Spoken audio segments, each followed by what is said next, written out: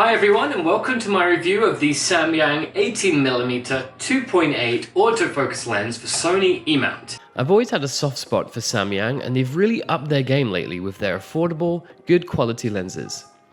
So when they announced that they were releasing an ultra-wide, compact 2.8 autofocus lens for less than $400 US, well, I decided to go crazy and pre-order one without seeing any prior reviews. Now, this is my first ever gear review myself, so it may not be overly in-depth, but hopefully you will find this useful. The lens arrives in some quite neat and simplistic packaging. Like their recent compact offerings, it comes with a neat little case, which I appreciate. The first thing you'll notice about this lens is its compact size.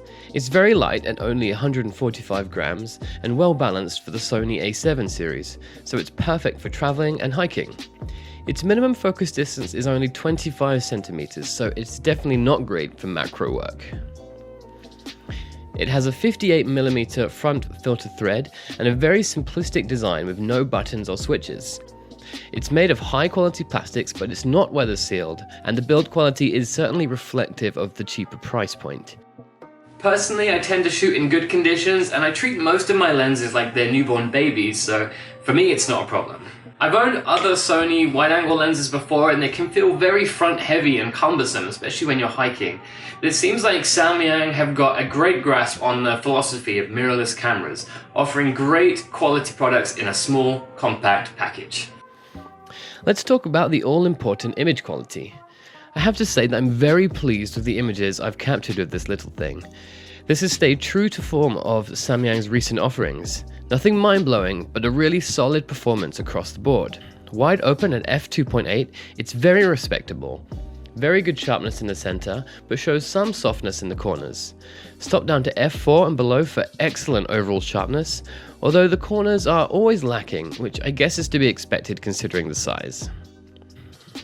I previously owned the Samyang 14mm 2.8, and anyone who's had it will confirm that the distortion is absolutely bonkers, so I was a little worried about the distortion on this lens.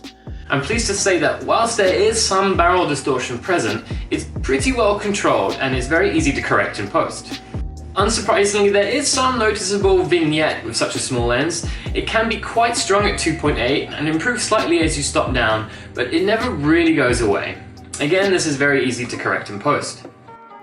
If you get close to your subject, you can achieve a level of bokeh, a very subjective topic, but some may say the bokeh is a little busy. I personally don't mind it, and I doubt I'll be shooting many low depth of field photos with this lens anyway. Chromatic aberration also seems very well controlled. You can see some slight purple fringing in extreme cases, but it's really not bad at all. The autofocus is generally fast and reliable. All of the Sony focus functions work great for stills, and for video it's a little bit slow, as you might suspect for a third-party lens, but it's very usable. It will work great for vlogging or when using a gimbal. Manual focus is a fly-by-wire system and seems to work pretty well. Overall, this seems like another winner from Samyang. To get such a light and compact ultra-wide lens with f2.8, great image quality and autofocus at a low price is just awesome. I thought I might miss the extra couple of millimeters compared to some other lenses, but I found 18mm to be a lot of fun. Some ultra-wide addicts may disagree, but I think for most people this is plenty wide enough. The small size makes it perfect for traveling, hiking, street photography, landscapes, astrophotography, and some video work.